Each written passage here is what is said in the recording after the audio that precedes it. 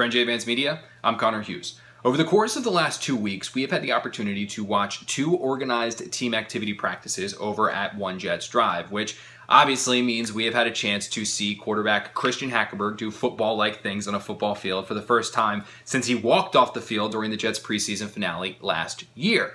Now, again, these are padless, contactless, voluntary workouts, but Hackenberg is throwing to receivers, tight ends, and running backs who are covered by defenders. So yes, we can actually make some takeaways and observations on the guy that the Jets hope can eventually be their franchise quarterback. So through these 2 workouts that we've seen, has Hackenberg shown signs that he can potentially be an option for the Jets this year?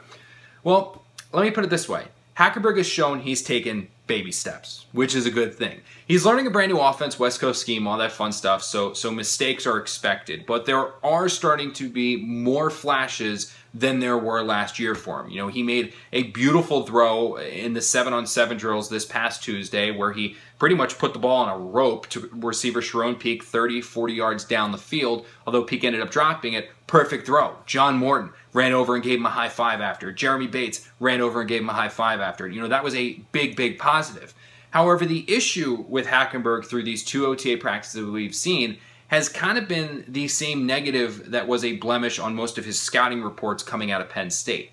Hackenberg, if he throws 20 passes, you'll see 2 or 3 of them where you're like, wow, you know, that is a big throw, that you can see why the Jets took him in the 2nd round, why Mike McCagan fell in love with him. You know, you see those 1 or 2 throws that just take you back where everybody's looking around saying, holy cow, did you see that?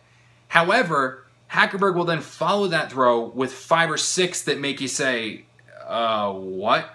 You know, I mean, in the 2 practices we've seen, he's already kind of thrown the ball out of bounds to the point where it's hit 2 reporters. And he had another play where it was on his first play of team drills against the Jets starting defense. He threw kind of a wounded duck over the middle that Jamal Adams jumped, should have picked off and run it back for a touchdown, but he dropped the ball. So, you know, while Hackenberg has shown those flashes of brilliance, you know, like that pass to Peak, he's also shown the signs of where he's thrown the almost interception to Jamal Adams, or the times where he's missed receivers and hit reporters on the sideline. So you're kind of taking the good with the bad. Now, does this mean Hackenberg has looked terrible these 2 practices? No, not at all. I mean, he has shown signs that he's gotten better.